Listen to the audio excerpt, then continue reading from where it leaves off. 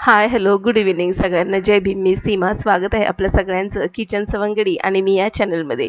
कसे आहात सगळे? आशा करते की तुम्ही मस्त, स्वस्त आणि आनंदी असाल. तर आता वाजत आलेले आहे संध्याकाळचे 6 वाजून गेलेले आहेत, म्हणजे ना 6:15, 6:20 असे होत आलेले आहेत. क्लास माझा झाला होता आणि सगळे मुलं गेल्यानंतर बाहेर ना थोडंसं असं वातावरण होतं, म्हणजे पाऊस पडेल की काय असं वाटत होतं. थोडंसं आभाळ देखील आल्यासारखं वाटतंय. असं साधारणपणे ढगाळ वगैरे असं वाटतंय.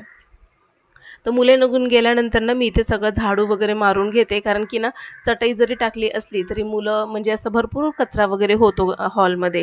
साधारणपणे पेन्सिलचा किंवा मग असंच काहीतरी धूळ वगैरे पडल्यासारखी जाणवते. तर म्हटलं की चला आता हे काम आपण करून घेतलं पाहिजे. हॉल वगैरे स्वच्छ करून घेते. सोफ्याचं कवर वगैरे सगळं झटकून घेतलं, कारण की माझ्या क्लासमध्ये ना एक मुलगा आहे, तर त्याला ना खाली बसता येत नाही, तर त्याला ना सोफ्यावर बसावं लागतं. तर म्हणून मग मी काय केलं, मोठ्या सोफ्यावर बसतो तो, या छोट्या चेअरवर तर मी बसलेले. तर मग त्या चेअरचे सगळे कवर वगैरे झटकून घेतले आणि आता इथे झाडू वगैरे मारून घेते. झाडू वगैरे मारत असतानाच अचानकपणे बेल वाजली आणि म्हणून कोण आलंय म्हणून मी इथे दार उघडतीये. तर दारामध्ये ना 2 मुलं होती मोठी आणि त्यांना माझ्या मिस्टरांनी बोलवलं होतं, की ना हॉलची जी खिडकी आहे ना, तर त्याची स्लायडिंग म्हणजे अशी खूप अशी स्मूथली अशी रन करत नाहीये. म्हणून मग त्या 2 मुलांना बोलवलं होतं. तर आता ते चेक करायला आलेले आहेत आणि इथे माझा कॅमेरा सेट केलेला आहे आणि हे त्या मुलांना माहिती आहे की नाही माहिती नाही. पण हे मी त्यांच्यासाठी नव्हता लावला. हे तर मी जस्ट माझं काम करत होते म्हणून मी आधीच सेट केला होता कॅमेरा आणि मध्येच ते म्हणजे ही मुलं आली. आता हे मी माझं काम करत होते आणि या मुलाचं लक्ष त्या कॅमेऱ्याकडे गेलं. माहिती नाही त्याला काय वाटलं ते. तर असो. तर संध्याकाळी ना आता इथे 6:30 पावणे 7 होत आलेले आहेत आणि मुलांना देखील भूक लागली होती आणि मुलं देखील म्हणत होती, "मम्मी भूक लागली आहे, काहीतरी असं वेगळं पाहिजे खायला" म्हणून. तर मग निलयने त्याच्या पप्पांना सांगितलं, तर ना निलयने सगळ्यांसाठी कचोरी आणि समोसे वगैरे आणलेले आहेत. तर इथे ना खूप दिवसांनी कचोरी वगैरे म्हणजे मागवलेली आहे मी, कारण की ना समोसे वगैरे हे आणत असतात, पण कचोरी वगैरे ना निलयला फार आवडते. म्हणून मग कचोरी वगैरे निलयने आणली. तर भावेशसाठी समोसा आणि आमच्या दोघांसाठी कचोरी. तर आता हे ना हे जे स्नॅक्स आणलेले ना, तर ह्याच्यामध्ये ना यांचा अजिबातच वाटा नाही, म्हणजे माझ्या मिस्टरांचा. कारण की त्यांना ना बाहेरचं खायला म्हणजे ते शक्यतो खात नाहीत. त्यांना कदाचित आवडत नाही ते. आणि म्हणून ना ते सतत आम्हाला ओरडत असतात, "काय तुम्ही बाहेरचं जंक फूड वगैरे खात असता." पण मला असं वाटतं, की कधीतरी इच्छा होते आणि कधीतरी खाल्लं तर काय होतं, नाही का? म्हणून मग मी म्हटलं, की असू द्या, आता भूक वगैरे लागली आहे आणि काहीतरी बनवत बसण्यापेक्षा मला बाकीची पण खूप सारी कामं आहेत. तर म्हटलं, की जाऊ दे, आणू दे मुलांना आणि मी पण खाईल त्यांच्यासोबत म्हणून. मग म्हणून हे स्नॅक्स वगैरे मागवलं होतं. आता कचोरी ना हे लोकं म्हणजे म्हणजे छान अशी बनवून तयार करून पण देतात. पण मग ह्याने ना तयार करून आणली नव्हती. तर इथे सगळी मी आता ही कचोरी बनवतीये. तर इथे माझा ब्लॅक टी वगैरे तयार होता आणि तुम्हाला किचनच्या ओट्यावर थोडासा पसारा दिसत असेल. तर त्या पलीकडच्या भांड्यामध्ये ना इडलीचं भिजत घातलेलं आहे आणि बाकी पलीकडचे म्हणजे माठाच्या बाजूला आमटीचं भांडं आहे ते आणि इथे जस्ट एक चहाचं भांडं वगैरे आहे गॅसवरती आणि आता इथे कचोरी बनवून घेतीये. किचन कितीही व्यवस्थित नीटनेटकं ठेवण्याचा प्रयत्न केला ना, तर एखाद 2 वस्तूने देखील किचन अस्ताव्यस्त वाटायला लागतं. तर असो, आता भूक तर मला पण लागली होती आणि दुपारी काही जास्त मी इतकं असं काही जेवले पण नव्हते. तर म्हटलं की चला आता भूक लागली तर मस्तपैकी कचोरीवर ताव मारूया. तर जे बाहेरचे म्हणजे मिठाईवाले जे बनवून देतात ना कचोरी, तर त्याच्यामध्ये ना आधी ते शेव टाकतात आणि मग सगळं ह्या तिखट, गोड चटणी आणि दही वगैरे घालतात. पण इथे मी उलटं केलं. तर ती कचोरी फोडली आणि त्याच्यामध्ये लाल, हिरवी आणि चटणी घातली आणि त्याच्यामध्ये दही घातलं आणि वरतून मी इथे शेव घालतीये. कारण की मला असं वाटतं ना, आधी शेव घातली ना आणि बाकीच्या चटण्या वगैरे घातल्या ना, तर ती शेव एकदम नरम अशी होते आणि ती खायला अशी क्रंची वाटत नाही. म्हणून मी वरतून शेव घालते. पण कधी-कधी असं वाटतं, की ते लोकं जशी करतात ना कचोरी तीच बरोबर आहे. कारण की शेव आधी जर घातली ना तर ती मस्तपैकी यात म्हणजे दोन्हीही चटण्या आणि दही याचं मस्तपैकी असा शोषून घेते आणि त्याच्यामुळे कचोरी खायला टेस्टी लागते. तर असो, इथे मी 3 कचोऱ्या तयार करून घेतल्या. एक मला, 2 निलयसाठी आणि भावेशसाठी मी समोसा दिला होता. आता हे मी त्यांना देते आणि मी देखील म्हणजे नाश्ता करून घेते.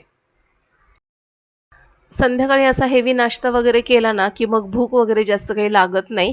आता इथे कचोरी वगैरे आणि समोसे वगैरे मुलांनी खाल्ले ना, तर संध्याकाळी ना म्हणजे रात्री ते कमीच जेवतील. आणि आता इथे ना ही कचोरी घेऊन मी आता हॉलमध्ये जातीये. तर हे तर काही खाणार नाहीत, पण तरी पण बघूया.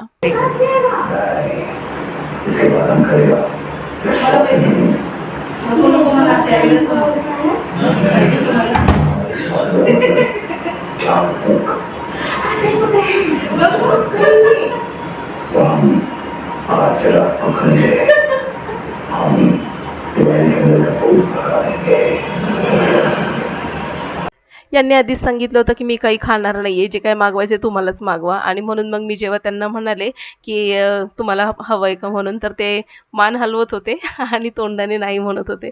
म्हणून मग मला हसायला आलं. तर इथे मी माझा नाश्ता वगैरे करून घेतेय आणि किचनमध्ये देखील भरपूर आणखीन पसारा पडलाय, कामं वगैरे पडले. तर किचनमध्ये आले तर हे ना साधारणपणे दुपारच्या 12:30-1च्या आसपास हे सगळं भिजत घातलेलं रेशनचे तांदूळ आणि मस्तपैकी घरचे उडीद अख्खे. तर ते सगळं भिजत घातलेलं आणि याच्यामध्ये मेथीदाणे देखील घातलेले. तर हे आता थोडंसं म्हणजे चांगलं छान असं वाटून घेते. म्हणजे सकाळपर्यंत दुसऱ्या दिवशीचा नाश्ता छान असा तयार होईल. आणि हा नाश्ता का मी करायला घेतलाय कारण की आता हे कदाचित लवकरच गावी वगैरे जातील म्हणून मग ना म्हटलं की चला गावी गेल्यानंतर मग हे असं काही म्हणजे घरामध्ये बनवत नाहीत आमची आई. तर म्हटलं की चला हे देखील खातील म्हणून मग मी इथे इडलीचं भिजत घातलं होतं. छान असं इडलीचं वाटून घेते आणि तुम्हाला माहिती आहे का इडलीचं वाटलंय मी मिश्रण वगैरे, पण हे वाटलेलं मिश्रण ओतण्यासाठी माझ्याकडे मोठं असं भांडं नाहीये.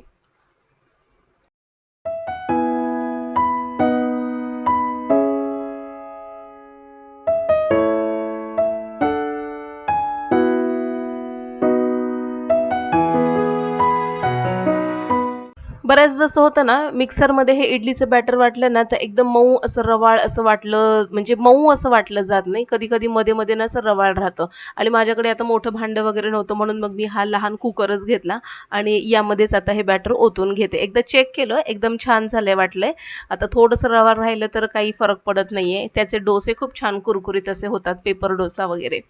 आता हे मिश्रण यामध्ये काढून घेते आणि लागली सगळं मिश्रण आता हळूहळू वाटून घेते आणि हे मी करते तर मध्येच यांचं काहीतरी मध्ये येऊन मला काहीतरी बोलत असतात आणि हसवण्याचा प्रयत्न करत असतात.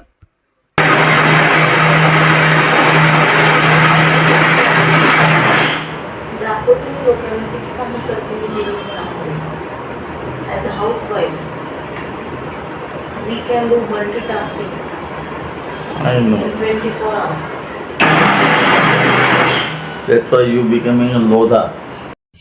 तर ही अशी आमची छोटी छोटी अशी नोकझोक चालू असते. मध्येच काहीतरी हसायचं, मध्येच काहीतरी बोलायचं. तर एकदा यांनी किचनमध्ये येऊन सगळं थोडंसं चेक करून गेले, की काय चाललंय. सुपरविजन करून गेलेले आहेत ते आणि आमच्या घरचे हे सुपरवायझर आहेत. तर सतत त्यांचं लक्ष ना कुठे ना कुठे असतं. तर असो, इथे मी सगळं हे मिश्रण म्हणजे इडलीचं बॅटर वाटून वगैरे घेतलं आणि बॅटर ना बऱ्यापैकी असं दाटसरच वाटलं गेलेलं आहे. आता हे ना इडलीचं बॅटर जे असतं ना, ते ॲल्युमिनियमच्या भांड्यामध्ये कधीच भिजत घालायचं नाही. रात्रभर जर तुम्ही वाटून जर मिश्रण ठेवणार असाल ना तर शक्यतो स्टीलच्या भांड्यामध्येच ठेवायचं. आणि म्हणून आता जरी मी हे कुकरमध्ये ओतून ठेवते तरी मी ते ना पुन्हा स्टीलच्या भांड्यामध्ये ओतून ठेवणार आहे.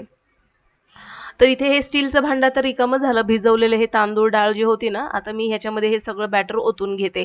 स्टीलच्या भांड्यातच म्हणजे बॅटर ओतून फर्मंट करण्यासाठी ठेवायचं, ॲल्युमिनियमचे नाही. कारण की जर ॲल्युमिनियमच्या भांड्यामध्ये आपण जर हे बॅटर फर्मंट होण्यासाठी ठेवलं तर थोडंफार का होईना ॲल्युमिनियमचं जे थोडंसं ॲल्युमिनियम या बॅटरमध्ये उतरत असतं. म्हणून मग मी काय करते कधीच असं ना ॲल्युमिनियमच्या भांड्यामध्ये बॅटर भिजत ठेवत नाही.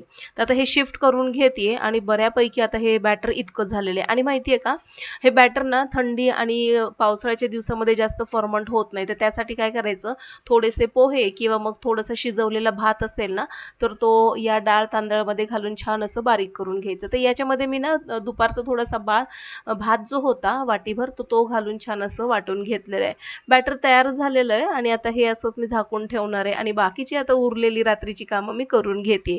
तर असं होतं आजचं माझं संध्याकाळचं रुटीन. जास्त काही दाखवण्यासारखं नव्हतं, पण इतकं मी शेअर केलेलं आहे. तर आजचा ब्लॉग आवडल्यास नक्कीच लाईक करा, शेअर करा आणि हो, नवीन असाल तर सबस्क्राईब नक्की करा. चला तर मग भेटू पुन्हा. तोपर्यंत बाय.